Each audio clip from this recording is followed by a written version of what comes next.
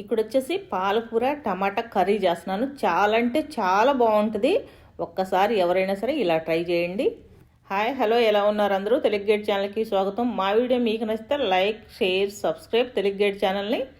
ఇక్కడ వచ్చేసి నేను పాలకూర టమాటా కర్రీ చేస్తున్నాను. దీనికి కావాల్సింది 2 కట్ల పాలకూర అలా తీసుకున్నాను. 2 కట్ల పాలకూర అవి మొదళ్ళు కట్ చేసి శుభ్రంగా కడిగి కట్ చేశాను. కట్ చేసిన తర్వాత స్టవ్ వెలిగించి బాండీ పెట్టి డైరెక్ట్గా అలా స్టవ్ మీద పెట్టేశాను. దాంట్లో ఉప్పు కారాలు అలా ఏం వేయకుండా డైరెక్ట్గా పెట్టేస్తే దాంట్లోంచి వాటర్ అలా వస్తాయి. వాటర్ అన్నీ కూడా వచ్చి మళ్ళీ ఆవిరైపోయి అంతవరకు దాన్ని అలానే స్టవ్ మీద సిమ్లో పెట్టిస్తే దాంట్లోంచి వాటర్ అలా వస్తాయి. 2 కట్ల పాలకూర తీసుకున్నాను కదా, 2 కట్ల పాలకూరకి 1/2 కేజీ కన్నా 2 టమాటాలు ఎక్కువ ఉండేటట్టు చూసుకోండి. కానీ 1/2 కేజీ కన్నా తక్కువ టమాటాలు ఉండొద్దు. ఈ పాలకూర కట్టలు కూడా కొంచెం పెద్దగానే ఉన్నాయి. 1/2 కేజీ టమాటాలు, ఒక 4-5 పచ్చిమిర్చి, ఒక ఉల్లిపాయ అలా తీసుకున్నాను. మసాలా కోసం వచ్చేసి ఇక్కడ నేను పచ్చి కొబ్బరి తీసుకున్నాను, కొంచెం చిన్న ముక్క, అల్లం ముక్క, 4-5 ఎల్లుల్లి, అలానే ఒక 3 స్పూన్లు వచ్చేసి నువ్వులు అలా తీసుకున్నాను. అవన్నీ కూడా మెత్తగా మిక్సీలో వాటర్ అలా వేసుకొని మిక్సీలో వేసుకోవచ్చు మెత్తగా. ఇక్కడ వచ్చేసి టమాటాలు 1/2 కేజీ టమాటాలు ఉన్నాయి కరెక్ట్గా. 1/2 కేజీ టమాటాలు కట్ చేసి పక్కన పెట్టేస్తే ఒక పని అయిపోయింది. ఈ లోపల ఇక్కడ వచ్చేసి పాలకూర ఉడుకుతుంది. పాలకూర ఇప్పుడే ఉడకటం స్టార్ట్ అయింది. ఉడకటం స్టార్ట్ అయిన తర్వాత ఇది ఇప్పుడు కొంచెం వచ్చిన వాటర్ అన్నీ కూడా మళ్ళీ ఆవిరైపోవాలి. ఇలా కొంచెం వచ్చిన తర్వాత ఇప్పుడు సాల్ట్ వేసుకోవచ్చు. లేదు అంటే అలా కొంచెం మూత తీసైనా మనం దాన్ని కలుపుతా కొంచెం హైలో పెడితే తొందరగా వాటర్ అన్నీ కూడా ఆవిరైపోయే అవకాశం ఉంటుంది. ఇప్పుడైతే నేను సాల్ట్ వేస్తున్నాను. సాల్ట్ వచ్చేసి తగినంత వేసుకోండి. మీకు ఎంత మీరు తింటారో అంత వేసుకోండి సాల్ట్ వేసి తర్వాత వాటర్ ఇంకా ఏమన్నా ఉన్నాయి అంటే త్వరగా బయటకు వస్తాయి పాలకూరలో నుంచి. పాలకూరలో ఎప్పుడైనా సరే ఉప్పు ఉంటుంది ఆల్రెడీ, మనం కొంచెం చూసి వేసుకోవాలి, తక్కువ వేసుకోవాలి. ఇప్పుడు వేసింది సరిపోయింది. టమాటాలు వేస్తున్నాం కాబట్టి ఈ మాత్రమేనా. అదే టమాటాలు వేయకుండా కనుక పాలకూర వండాము అంటే సాల్ట్ చాలా తక్కువ పట్టిద్ది. మంటని హైలో పెట్టి మనం దగ్గరే కనుక ఉండి కలుపుతూ ఉంటే కర్రీ అందులోంచి వాటర్ అన్నీ కూడా త్వరగా బయటకు వస్తాయి. కర్రీ కూడా త్వరగా రెడీ అయిపోయింది. లేదు అంటేనేమో సిమ్లో పెట్టేసి మూత పెట్టి వేరే పని చూసుకోవచ్చు. ఇక్కడ వచ్చేసి నేను ఎండు కొబ్బరి, అల్లము, ఎల్లుల్లి, నువ్వులు అన్నీ కలిపి మిక్సీలో వేస్తున్నాను. మిక్సీలో వేసి అదంతా కూడా బాగా మెత్తగా పేస్ట్ లాగా కొంచెం వాటర్ అలా వేసుకొని మిక్సీలో వేసుకోవచ్చు. ఇక్కడ చూడండి, ఇందులోంచి వాటర్ అన్నీ కూడా బయటకు వచ్చేసినాయి, ఆవిరైపోయినాయి. ఇప్పుడు మనం ఏదైతే కట్ చేసి పెట్టామో టమాటా, పచ్చిమిర్చి, ఉల్లిపాయ అవన్నీ కూడా దాంట్లో వేసి బాగా కలిపి, ఏదైనా సరే ఎక్కువగా కలపాలి. కలపకుండా ఏదో వీడియోలో చెప్పటం లేదు కదా లేకపోతే చూపించట్లేదు కదా అనుకోకండి. వీడియో లాంగ్ అయింది కాబట్టి చూపించట్లేదు. కానీ ఏ కర్రీ అయినా సరే పదే కలపాలి. కలిపితేనే గ్రేవీ లాగా వస్తే కర్రీ టేస్ట్ కూడా ఉంటుంది. పులుసు కూర అయినా అంతే, ఇగురైనా అంతే. ఇక్కడ వచ్చేసి కారం 2 స్పూన్లు వేస్తున్నాను. ఉప్పు కారాలు మీకు తగినంత వేసుకోండి. ఆ తర్వాత వచ్చేసి కొంచెం పసుపు అలా వేస్తున్నాను. కారం అలా వేసాను. ఇప్పుడు స్టార్టింగ్లో ఉప్పు వేసాను.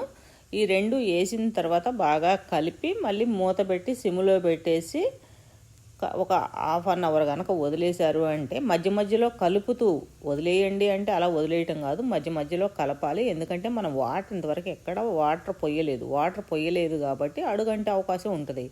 కాబట్టి మధ్యలో మీరు కలుపుతూ ఒక 1/2 అవర్ దాన్ని కనుక ఉడకనిచ్చారు అంటే బాగా మెత్తగా కుక్ అయింది. టమాటా అంతా కూడా, పాలకూర ఎలాగో ఉడికింది, టమాటా, ఉల్లిపాయ, పచ్చిమిర్చి ఉడికితే సరిపోతుంది.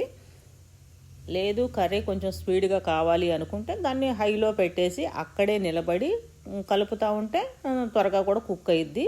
నేనైతే అక్కడే నిలబడి కలుపుతున్నాను.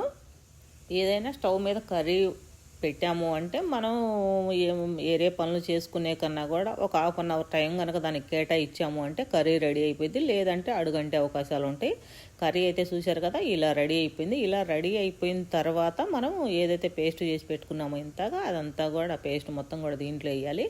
కర్రీ అయితే చూశారు కదా, ఇలా ఎక్కడ టమాటా ముక్క కనిపించకుండా ఉడికేంత వరకు దాన్ని కుక్ చేయాలి. ఎక్కడ టమాటా ముక్క అయితే మనకు కనిపించట్లేదు, అలాంటప్పుడే మనం ఆ గ్రేవీ తీసుకొచ్చి కర్రీలో వేసిన తర్వాత 2 నిమిషాలు అలా తిప్పితే సరిపోతుంది. 2 నిమిషాలు ఎందుకు అంటే దాంట్లో ఉన్న పచ్చివాసన పోయేంత వరకు అలానే మనం ఏదైతే వేసామో అదంతా కూడా కూడా కర్రీలో కలిసేంత వరకు బాగా కలపాలి. కలిపి ఆ తర్వాత ఇదంతా కూడా మంటని సిమ్లోనే ఎక్కడ మనం వాటర్ అయితే పొయ్యలేదు. ఇప్పుడు ఆ గ్రేవీ ఏదైతే వేసానో ఆ గ్రేవీ వేసిన తర్వాత అదే జార్లో కొంచెం వాటర్ కనిపిస్తున్నాయి కదా, కొంచెం వాటరు, ఆ కొంచెం వాటర్ దాంట్లో పోస్తున్నాను. ఆ వాటర్ పోసినా ఏది పోసినా కర్రీ అయితే చిక్కగానే ఉంది. ఇలా స్టవ్ దగ్గరే నిలబడి కలుపుతూ మంటను సిమ్లో పెట్టుకొని గనక మనం కలుపుతూ ఉంటే కర్రీ అంతా కూడా ఇలా రెడీ అయిపోయింది. కర్రీ చూస్తున్నారు కదా ఎంత బాగుందో, ఎక్కడ అడుగంటకుండా బాగా వచ్చింది. పాలకూర టమాటా కర్రీ ఇది కూడా చాలా అంటే చాలా బాగుంటుంది. ఇది కూడా తెలంగాణ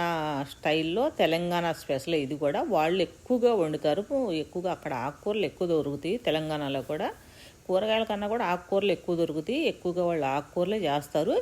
చాలా అంటే చాలా బాగుంటుంది. దీంట్లో మనం ఇప్పుడు వచ్చేసి కోప్ పెట్టాలి. కోప్ పెట్టేటప్పుడు ఆయిల్ నేను చాలా అంటే చాలా తక్కువ వేస్తాను. ఆయిల్ చాలా తక్కువ వేస్తాను కాబట్టి తినేటప్పుడు కానీ, లేదు అంటే ఇప్పుడు కోప్ పెడుతున్నాం కదా, కోప్ పెట్టిన తర్వాత కానీ, లేదు అంటే ఆ తర్వాత కానీ కొంచెం కనుక వేసామంటే చాలా టేస్ట్ బాగుంటుంది. ఇక్కడ వచ్చేసి ఆయిల్ చూసారు కదా, నేను చాలా తక్కువ వేస్తాను.